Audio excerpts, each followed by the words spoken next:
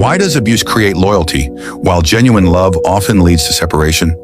Why is it that someone can be absolutely torn apart by a relationship, yet still can't leave or let go?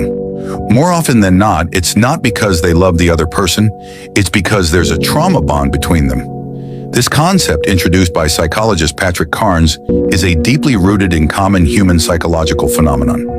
It's similar to what happens in Stockholm Syndrome, where hostages develop emotional attachment to their captors. In abusive relationships, victims often form an intense attachment to their abuser. In that dynamic, the definition of love gets twisted. Pain gets labeled as passion, jealousy gets mistaken for care, and control is seen as protection. Victims learn a distorted emotional language, where harm becomes proof of love. He gets mad because he cares. Or, if he didn't love me, he wouldn't be so emotional. In that logic, no pain means no love, and calmness feels like indifference. Victims get conditioned to believe real love is supposed to hurt, supposed to feel overwhelming. This isn't just fear or submission, it's a complex psychological mechanism. Between unpredictable pain and rare moments of kindness, the brain gets wired like a gambler chasing the next reward. A small smile, a gentle touch from the abuser. It feels like a miracle, triggering a dopamine rush. That kind of intermittent reinforcement can actually create a stronger attachment than consistent care. In abusive relationships, the victim's sense of self-worth is systematically broken down. They start to believe they don't deserve better, and the abuser becomes the center of their world. Constant criticism and manipulation erode their self-esteem, and they begin to internalize it, thinking, maybe I really am flawed. Maybe I really am unworthy of love. This creates a vicious cycle.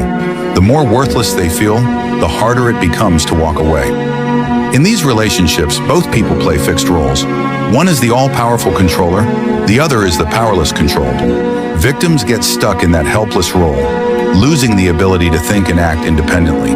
They start to believe they literally need the other person to survive, that they can't face the world on their own. This learned helplessness is more powerful than any physical chain because it traps the mind, not the body. What this phenomenon shows is both the incredible adaptability of the human psyche and the tragedy that can come with it.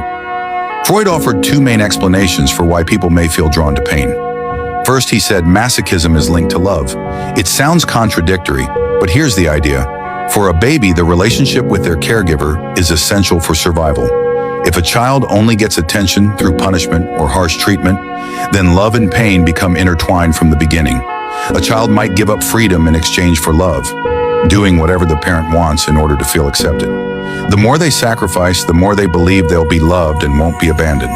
It's like symbolic bondage, or controlling the abuser through submission. So in these kinds of twisted emotional setups, it's no surprise people get stuck in painful relationships and even feel a strange satisfaction from them. The second explanation Freud gave is that masochism is tied to guilt.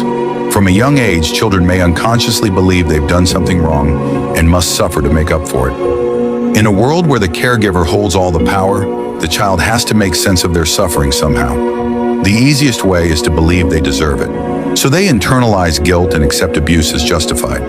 As adults, that guilt flips into a drive, a deep, unconscious pull toward painful relationships, like they're still trying to atone for something. But understanding trauma bonds isn't about blaming anyone.